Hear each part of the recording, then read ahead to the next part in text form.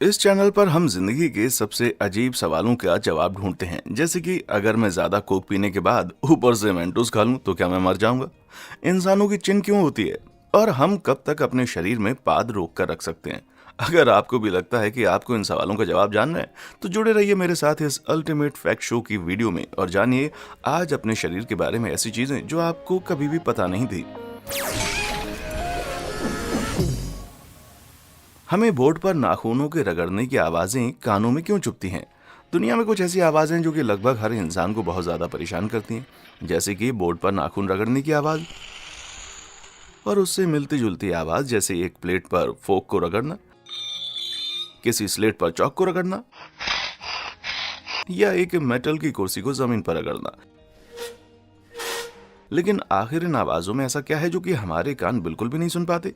ये तो शुक्र है कि 1986 में रिसर्चर्स ने इस प्रोजेक्ट पर काम करके इसके पीछे का कारण ढूंढ निकाला। अपनी स्टडी में उन्होंने ये हाइपोथेसिस दिया कि इन आवाजों में मौजूद हाई पिच वाली आवाज हम लोगों को डरा देती है, इसीलिए उन्होंने इस आवाज को लो, मिडिल और हाई फ्रीक्वेंसी में डिवाइड कर दिया। उसके बाद हर रिकॉर्डिंग को अलग से चलाकर जब टेस्ट किया गया तो उन्हें पता चला कि उनकी थ्योरी बिल्कुल गलत थी। हाई फ्रीक्वेंसी हटाने के बावजूद भी हम लोगों के लिए उस आवाज को सुन पाना आसान नहीं था, लेकिन जब मिडिल फ्रीक्वेंसी को हटाया गया तब आवाज हमारे लिए काफी ज्यादा बेहतर हो गई। उसके बाद उन्होंने इससे भी ज्यादा चौंका देने वाली डिस्कवरी की। उन्हें यह पता चला कि ये वाली आवाजें बंदरों की वार्निंग की आवाजें थीं, वो भी ज्यादातर चिंपैंजीज की, जो कि बोर्ड पर रगड़े गए नाखूनों की मिडिल फ्रीक्वेंसी से काफी ज्यादा मिलती जुलती थी। इसी कारण से हम इस आवाज को बाकी आवाजों की तरह नहीं सुन सकते, क्योंकि इनकी वजह से हमारे दिमाग में एक अनकॉन्शियस रिस्पॉन्स बनता है जो कि एक चेतावनी की आवाज जितना स्ट्रांग होता है। अब तो ऐसा हो गया है, नया दिन नई इन्फॉर्मेशन। लेकिन मुझे एक ऐसी आवाज का जरूर पता है जो कि मुझे सुनने में बहुत पसंद आती है। आपको नीचे दिए गए लाइक और सब्सक्राइब बटन दबाने की आवाज, और अगर आप वहां पहुंच ही गए हैं तो जरा साथ में दिए गए बेल आइकन को भी दबा दीजिए, ताकि आप हमारे द्वारा डाली गई किसी भी वीडियो को मिस ना करें और ऐसा अमेजिंग कंटेंट देखते रहें। तो चलिए वीडियो पर वापस चलते हैं। क्या कोक पीने के बाद मेंटोस खाने से आप मर जाएंगे? जी हाँ, ये वही पुराना कोक मेंटोस वाला एक्सपेरिमेंट है। बोतल के ढक्कन को खोलिए, उसके अंदर मेंटोस डालिए और फिर इंतजार कीजिए कि कब वो बोतल एक ज्वालामुखी की तरह फट जाएगी और आपका टेबल गंदा हो जाएगा। इसके पीछे की साइंस काफी सिंपल है। हालांकि मेंटोस देखने में स्मूथ लगती है, लेकिन उनकी आउटर कोटिंग काफी रफ होती है, जिसकी वजह से कार्बन डाइऑक्साइड और पानी के बीच के बॉन्ड्स टूट जाते हैं और कार्बन डाइऑक्साइड बुलबुलों के फॉर्म में इरप्ट होती है। लेकिन शुक्र है इस बात का कि आपके पेट में भी ऐसा रिएक्शन होता है, क्योंकि जैसे ही आप मेंटोस को मुंह में डालते हैं तो उसकी रफ कोटिंग आपकी जीभ पर ही डिसॉल्व होने लग जाती है। बहुत सारे मेंटोस को निगल लेना और फिर उसके बाद एकदम ढेर सारी कोक पी लेने पर और कुछ नहीं बल्कि आपको एक बहुत ही गंदा डकार आएगा। इस चीज से बस एक ही खतरा है, और वो ये है कि लोग जो कि बहुत जल्दी डाइजेस्ट नहीं कर पाते, उनके शरीर में ये गैस काफी ज्यादा होती है। ऐसे में हो सकता है कि उन लोगों को बहुत ज्यादा पेट दर्द होना शुरू हो जाए, और बुरे से बुरा ये हो सकता है कि उनके पेट में छेद हो जाए। लेकिन ऐसा ज्यादातर मुमकिन नहीं होता, क्योंकि हमारा शरीर ऐसा होने से पहले ही उस चीज को उल्टी के जरिए बाहर फेंक देता है। अपने मुंह में मेंटोस रखकर एक ही बारी में कोक पी लेने से आपके मुंह में ही मिक्सचर बन जाएगा, जो कि आपके पूरे मुंह में से निकलना शुरू हो जाएगा। नहीं तो इससे आप मरेंगे नहीं, लेकिन फिर भी जो इंसान ये करेगा वो पागल ही होगा। हम रोते क्यों हैं? भले ये बात हमारी फेवरेट मूवी के एक सीन की हो, या फिर बहुत ज्यादा खुशी की हो, या हमारे स्कूल का प्यार छूटने का दुख हो। हम इंसानों के लिए आंसू बहाना कोई मुश्किल काम नहीं है, लेकिन आखिर हम ऐसा क्यों करते हैं? रोने को हम साइंटिफिकली एक इमोशनल स्टेट के प्रभाव में शेडिंग ऑफ टीयर्स कहते हैं, और बिना किसी इमोशन के रोने का भी एक अलग ही नाम है, लैक्रिमेशन। ये सब हमारे शरीर में मौजूद लैक्रिमल सिस्टम की वजह से होता है, जिसके अंदर एक सिक्रेटरी सिस्टम होता है जिससे कि हमारे आंसू बनते हैं, और एक एक्सक्रेटरी सिस्टम होता है जिससे वो बहते हैं। जब हमारे लैक्रिमल ग्लैंड, जो कि हमारी आईबॉल और आईलिड के बीच में होता है, उसमें आंसू बनता है तो हम आंखें झपकते हैं, जिससे कि ये आंसू पूरी आंख में फैल जाता है। क्या आपने कभी सोचा है कि रोते हुए आपकी नाक क्यों बहने लगती है? ऐसा इसलिए होता है क्योंकि जो आंसू आपकी आंख में बनता है वो लैक्रिमल पंक्टम से होकर, जो कि एक सिंक प्लग होता है, उससे आपकी नाक में चला जाता है। लेकिन जब आप बहुत ज्यादा रोते हैं तो आपका लैक्रिमल ड्रेनेज इतने ज्यादा आंसुओं को संभाल नहीं पाता और वो आपकी आंखों से निकलकर आपके गालों पर गिरने लगता है। हम लोग 3 तरह के आंसू प्रोड्यूस करते हैं। इनको बेसल, रिफ्लेक्स और साइकिक आंसू कहा जाता है। हमारे बेसल आंसू हमारे कॉर्निया को नरिश और लिब्रिकेटेड रखते हैं, वहीं रिफ्लेक्स आंसू हमारी आंखों में मौजूद गंदगी को बाहर निकालने में मदद करते हैं। जब हम एकदम से प्याज काटते हुए रोने लग जाते हैं तो वो हमारे रिफ्लेक्स आंसू होते हैं।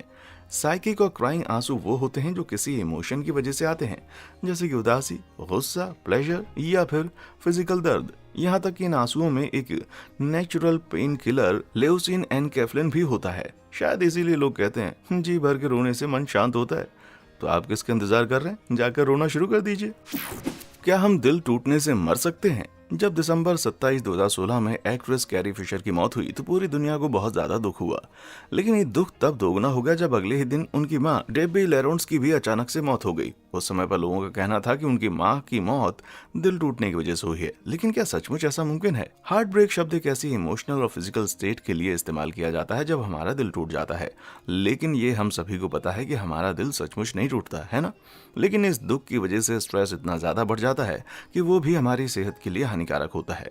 ऑस्ट्रेलियन हार्ट सर्जन डॉक्टर निकी स्टाम्प के मुताबिक स्ट्रेस की वजह से हमारे दिल की धड़कनें और ब्लड प्रेशर भी बढ़ जाता है। हमारा दिल बहुत तेजी से धड़कने लगता है और खून भी जल्दी ही रगों से दौड़ता है, जिससे कि हमारा इम्यून सिस्टम खराब हो जाता है। और सिर्फ यही नहीं, जब हमारा दिल टूटता है तो हम अक्सर अपना ध्यान नहीं रखते। हम कुछ भी खाते पीते रहते हैं और पूरा पूरा दिन बेड में ही गुजारते हैं, जिसका हमारी हेल्थ पर और ज्यादा प्रभाव पड़ता है।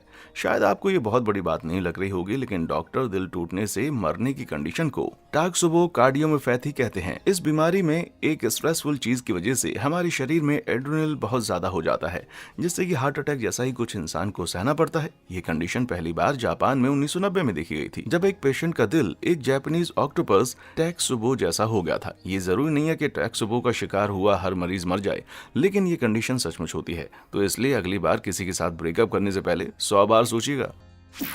अगर आप टूथपेस्ट की पूरी ट्यूब खा जाएं तो क्या होगा? पूरी जिंदगी दिन में 2 बार ब्रश करने के बाद आप बहुत ज्यादा टूथपेस्ट खा जाते हैं, लेकिन एक ही बारी में टूथपेस्ट की पूरी ट्यूब को निगल जाना सीधा अस्पताल ले जाने वाली बात है।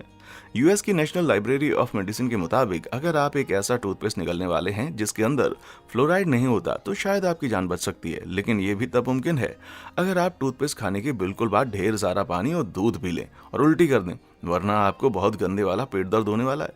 वो टूथपेस्ट जिनमें फ्लोराइड होता है आपकी जान भी ले सकता है। फ्लोराइड जो कि नेचुरली अकरिंग मिनरल है, अगर बहुत ज्यादा मात्रा में खाया जाए तो हमारे शरीर के लिए बहुत ज्यादा खतरनाक होता है।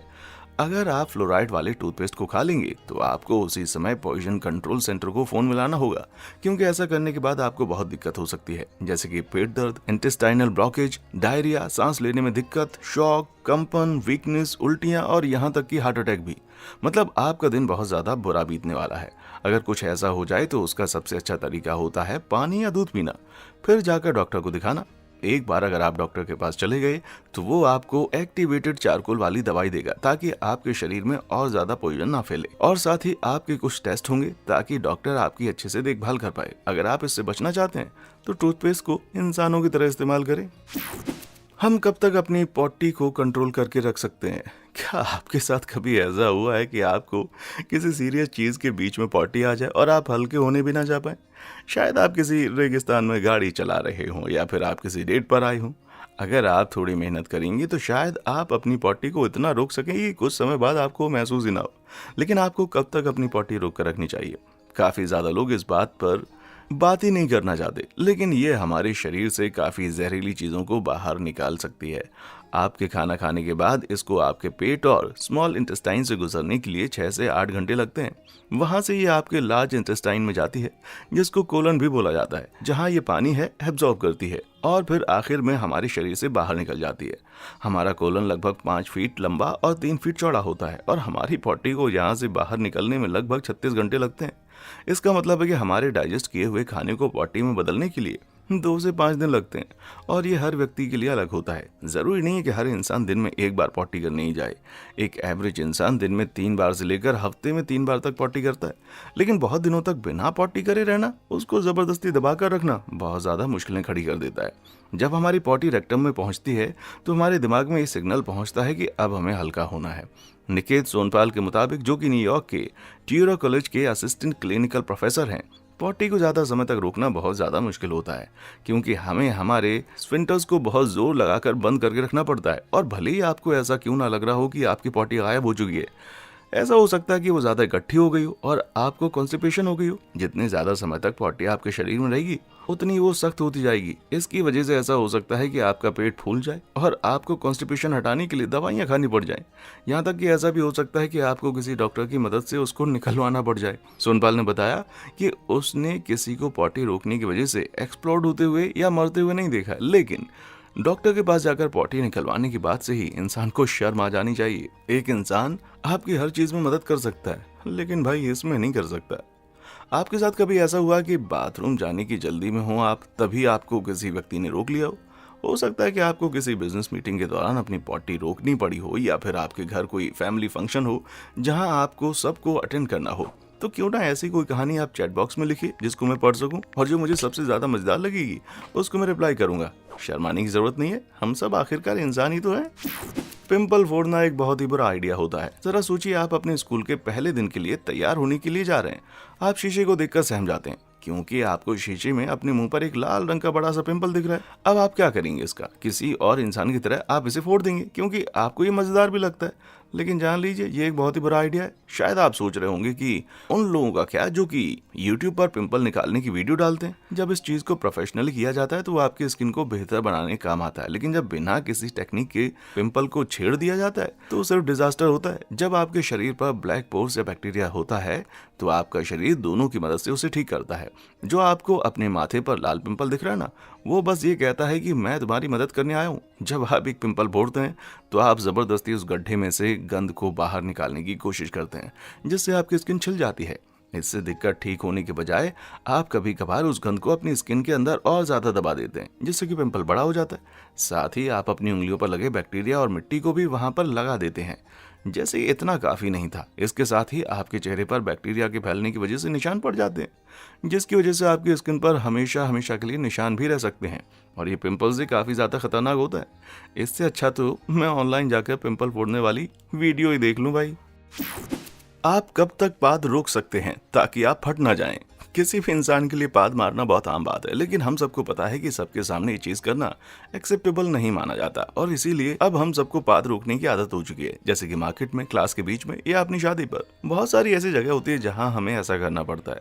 लेकिन आखिर हम कब तक अपने पाद को रोक सकते हैं? हमारे शरीर में बनी नेचुरल गैस को बाहर निकालने की कई वजह होती है, और वो दो तरीकों से बाहर आती है, या तो डकार के तरीके से या फिर हमारे पिछले हिस्से से पाद के तरीके से। हमें ज्यादातर डकार एयर एफिसिया की वजह से आते हैं, जिसके अंदर हम बोलते हुए या च्युइंगम खाते हुए हवा अपने मुंह के अंदर ले लेते हैं और फिर वो बाहर निकलती है। लेकिन पादना थोड़ा कॉम्प्लेक्स हो जाता है। कभी कभार हमारे पेट में मौजूद बैक्टीरिया या खाना फर्मेंट हो जाता है, जिसकी वजह से एसिडिटी और गैस बनती है। वो लोग जिन्हें लैक्टोज या ग्लूटेन इंटॉलरेंस होती है वो ज्यादा पाद मारते हैं। कुछ और सब्जियां खाने से, जैसे कि ब्रोकली या एस्परागस से भी गैस ज्यादा बनती है। माने या ना माने, आप दिन में 10 से 20 बार ही पाद मारते हैं, और कई बार तो आपको इस चीज का एहसास भी नहीं होता। पाद रोकना बहुत ज्यादा खतरनाक नहीं है, लेकिन ध्यान रखिए कि हमारे गैस्ट्रोइंटेस्टाइनल ट्रैक्ट में अगर कोई भी चीज ज्यादा समय तक फंसी रहेगी तो वो ऊपर की तरफ उठने लगेगी और ब्लोटिंग हो जाएगी। और ये भी हो सकता है कि आपके पेट में हवा भर जाए। किसी कार्टून के कैरेक्टर की तरह एक्सप्लोड होना लगभग नामुमकिन है, लेकिन कोलन में परेशानी वाले लोगों की एक एक्सेप्शन जरूर है। NYU लांगोन मेडिकल सेंटर की डी लिस्वा गंजू के हिसाब से एक ऑब्स्ट्रक्ट कोलन ब्लॉकेज की वजह से गुब्बारे की तरह फूल सकता है, और वो भी तब जब तक वो फट ना जाए। इसलिए ऐसी किसी चीज से बचने के लिए आपको ज्यादा परेशानी उठाकर पाद को रोकने की कोशिश नहीं करनी चाहिए। चिन सिर्फ इंसानों की होती है। अब ये एक ऐसी चीज है जो कि शायद आपका दिमाग घुमा कर रख दे। क्या आपको अपने मुंह के नीचे एक अजीब सी चीज दिख रही है? ये सिर्फ हम इंसानों के पास ही है। कई सालों से साइंटिस्ट हमारी चिन के ओरिजिन ढूंढने के लिए अपना दिमाग लगा रहे हैं, लेकिन आज भी इसका पता किसी को नहीं। चिन हमारे मुंह का निचला हिस्सा नहीं है, ये हमारे जौ से निकल रही एक हड्डी के हिस्से को कहा जाता है। शायद आप सोच रहे होंगे कि चिंपैंजी और गोरिल्ला, जो कि हमारे जेनेटिक कजिन हैं, उनकी भी चिन होगी, लेकिन ऐसा नहीं है, बल्कि उनका निचला हिस्सा तो और ज्यादा अंदर की तरफ दबा हुआ है। यहाँ तक कि हमारे पूर्वज इंसानों की भी चिंस नहीं थी, उनका मुंह नीचे से बिल्कुल फ्लैट हुआ करता था। तो आखिर हमारे पास ये चिंस कहाँ से आई? लास्ट सेंचुरी से साइंटिस्ट ने अभी तक ये सोचा है कि शायद हमारी चिंस हमें खाना चबाने और बोलने में मदद करती है, लेकिन यूके यूनिवर्सिटी के जेम्स पेम्पुश का तो कुछ और ही कहना है। उनके हिसाब से अगर हम खाना चबाने की बात करें तो चिन असल में गलत जगह पर है, और उनका यह भी कहना है कि हमारी जीभ के मसल्स बहुत ज्यादा स्ट्रॉन्ग है और वही हमारी बोलने में मदद करते हैं। उनके लिए हमें चिन की जरूरत नहीं होती। बजाय इसके उनके हिसाब से चिन एक स्पैंड्रेल है जो कि शायद हमारे फीचर चेंज होने की वजह से एक बाय प्रोडक्ट की तरह हमारे मुंह पर हो गया है। हो सकता है कि पुराने जमाने से लेकर अब तक जैसे इंसानों के मुंह छोटे हुए हैं, ये चिन्ह भी केवल उसका ही एक हिस्सा हो। लेकिन इस स्पॉन्ड्रेल थीसिस को प्रूव करना आसान नहीं है, क्योंकि हमें आज के जमाने में स्कोर टेस्ट करने के लिए कोई एविडेंस नहीं मिल पाता, और सबसे बड़ा डिसएडवांटेज ये है कि इसका कोई प्रूफ भी नहीं है। मुझे तो लगता है कि ज्यादा से ज्यादा ये तभी काम आती है जब हमें अपने हाथ को आराम देने के लिए कुछ चाहिए होता है। आप कब तक पेशाब रोक कर रख सकते हैं? हम सभी के साथ ऐसा कभी ना कभी हुआ है कि जब हमें बहुत तेजी से वॉशरूम जाना होता है तो वो वॉशरूम आउट ऑफ ऑर्डर होता है। पेशाब रोक के रखना एक तरह की कला है जिसके लिए खूब प्रैक्टिस करनी पड़ती है, और जितना आप वॉशरूम जाने का सोचते हैं उतना ही तेज आपको पेशाब आने लगती है। लेकिन आखिर आप कब तक अपना पेशाब रोक कर रख सकते हैं? सच ये है कि हर व्यक्ति पर निर्भर करता है ये कि वो कितनी देर तक अपने ब्लैडर को कंट्रोल करके रख सकता है। हमारा ब्लैडर एक ऐसा ऑर्गन है जिसमें किडनी से फिल्टर लिक्विड यूरिन के फॉर्म में पहुंचता है, और ये तब तक भरता रहता है जब तक ये पूरी कैपेसिटी तक ना भर जाए। जब ऐसा होता है तो हमारे ब्लैडर के आसपास के फाइबर हमारे दिमाग को सिग्नल देते हैं कि अब तुम्हें पेशाब करने की जरूरत है, और जब हम हल्का होने के लिए वॉशरूम जाते हैं तो हमारा दिमाग ब्लैडर को कॉन्ट्रैक्ट करने को कहता है ताकि वहां से यूरिन यूथ्रेसा से होकर शरीर से बाहर चला जाए। जैसे जैसे हम बड़े होते हैं हमारा ब्लैडर भी बड़ा होता रहता है। जैसे कि 11 से 15 साल के बीच के बच्चे का ब्लैडर 165 से 225 ml तक यूरिन होल्ड कर सकता है। वहीं एक एडल्ट इंसान का ब्लैडर 300 से 400 ml तक यूरिन होल्ड कर सकता है। आमतौर पर एक इंसान दिन में 8 बार वॉशरूम जाता है और 1 बार रात को। अब ये आप पर डिपेंड करता है कि आप दिन में कितना पानी पीते हैं, और ये बाकी चीजों पर भी डिपेंड करता है। लेकिन आपको 3-4 घंटों में 1 बार तो वॉशरूम जाना ही चाहिए। मतलब आपको कभी भी जरूरत से ज्यादा पेशाब नहीं रोकनी चाहिए। फुल ब्लैडर करके घूमने से आपको ब्लैडर इन्फेक्शन हो सकता है, यूटीआई हो सकता है, और यहाँ तक कि आपकी यूरिनरी ट्रैक्ट में भी डैमेज आ सकता है। बहुत ही रेयर केसेस में ऐसा होता है कि जबरदस्ती पेशाब रोकने की वजह से किसी इंसान का ब्लैडर फट जाता है। तभी मैं आपसे कहता हूँ, जब आपको जोर से लगी हो तो सब कुछ छोड़कर पहले वॉशरूम जाना चाहिए। क्या कड़ाके निकालने से आर्थराइटिस हो सकता है? आपने काफी बुजुर्गों को ये कहते हुए सुना हुआ कि कड़ाके मत निकालो वरना तुम्हें भी बुढ़ापे में मेरी तरह आर्थराइटिस हो जाएगा। लेकिन ये सच है कि शायद आपके कड़ाके निकालने से सामने वाले को इरिटेशन हो, लेकिन इससे आर्थराइटिस का कोई लेना देना नहीं है। कड़ाके निकालने पर जो आप पॉप की आवाज सुनते हैं ना, वो किसी चीज के टूटने की नहीं होती। ये हमारे जॉइंट में मौजूद सिनोवियल फ्लूइड के अंदर के बबल्स के फटने की वजह से आती है, जो कि लिब्रिकेशन में मदद करते हैं। जब आप अपनी हड्डी को खींचते हैं तो उसे आगे की तरफ खींचकर या पीछे की तरफ मोड़कर जॉइंट के बीच का स्पेस बढ़ जाता है। इससे साइनोवियल फ्लूइड में मौजूद गैस के अंदर माइक्रोस्कोपिक बबल बन जाते हैं, जो कि उनसे बड़े बबल्स के साथ मर्ज हो जाते हैं और खाली जगह को भरने आ रहे फ्लूइड की वजह से पॉप होते हैं। एक बारी जब आपने कड़ाके निकाल लिए होते हैं तो आप अगले 15 मिनट तक फिर से कड़ाके नहीं निकाल सकते, क्योंकि जगह फिर से नॉर्मल हो जाती है और गैस फिर से फ्लूइड में डिसॉल्व हो जाती है, जिससे और ज्यादा बबल्स बन जाते हैं। लेकिन भले ही आपको कड़ाके फोड़ने की वजह से आर्थराइटिस का कोई डर ना हो, कई सारे ऐसे केसेस देखे गए हैं जब लोगों ने कड़ाके निकालने के चक्कर में अपने हाथों को बहुत बड़ी चोट पहुंचा ली थी। लेकिन इससे भी ज्यादा ये बहुत ज्यादा इरिटेटिंग होता है। लेकिन अगर आपको फर्क नहीं पड़ता कि लोग आपके बारे में क्या सोचते हैं, तो आप कड़ाके निकालते रहिए भाई। आंखें झपकना बहुत ज्यादा जरूरी है। हमारा शरीर इतने अच्छे से बनाया गया है कि इसके अंदर कुछ चीजें ऐसी होती हैं कि हमें उनके बारे में पता भी नहीं चलता, और ऐसी एक चीज है आंखें झपकना। शायद अब आपको आंखें झपकने का एहसास हो रहा होगा, लेकिन आप हर दिन यही चीज बिना जानकारी के करते हैं। हाँ, हो सकता है कि आप जानबूझकर आंखें ना झपक रहे हों। हम हर 2 से 3 सेकंड में आंखें झपकाते हैं, जिसका मतलब है कि 28,000 दिन के, बस वो भी सिर्फ 40 से 200 मिलीसेकंड के समय में। लेकिन आखिर हम ऐसा क्यों करते हैं? इसके पीछे का असली कारण है कि हम अपने कॉर्निया, आंखों के आउटर मोस्ट टिश्यू को आंसुओं से गीला करने के लिए और उसे किसी भी डैमेज से बचाने के लिए ऐसा करते हैं, क्योंकि ब्लिंकिंग एक ऐसी चीज है जिस पर हमारा ज्यादा कंट्रोल नहीं होता। इसलिए ये सोचना मुश्किल है कि अगर हम आंखें नहीं झपकाएंगे तो क्या होगा। हमारा कॉर्निया बहुत ज्यादा ड्राई हो जाएगा, जिससे कि हमें आंखों की दिक्कत भी हो सकती है। सिर्फ ब्लिंकिंग से ही बहुत सारी चीजें होती हैं, और साइंटिस्ट ये जानने की कोशिश कर रहे हैं कि जब हम आंखें बंद करते हैं तो आखिर क्या होता है। हमारी आंखों की डिस्टिंक्टिव मूवमेंट भी होती है, जिनको सेक्स्ट कहा जाता है। हमारी आंखें बिल्कुल उसी तरह रहती हैं जिस जगह में पहले थीं। इसका मतलब है जब आप आंख बंद करके खोलते हैं तब भी आप उसी चीज को देख रहे होते हैं जिसे आप पहले देख रहे थे। इससे भी ज्यादा इंप्रेसिव वो चीजें हैं जो आंख बंद करने पर नहीं होती, जैसे कि लाइट का कम होना, इमेज का ब्लर होना और फोकस खो देना। 2012 की एक स्टडी में यह भी कहा गया है कि शायद जब हम अपनी आंख झपकते हैं तो हमारा दिमाग ब्रेक लेता है। काश मैं सिर्फ आंख झपकने पर ही अपनी नींद पूरी कर सकता। आज की वीडियो में बताए गए कौन से फैक्ट ने आपकी सोच को बदल दिया? अगर अभी भी आपका इन वीडियोस से मन नहीं भरा है तो आप इसी सीरीज के बाकी वीडियोस भी देख सकते हैं और अपना टाइम पास कर सकते हैं। देखने के लिए शुक्रिया।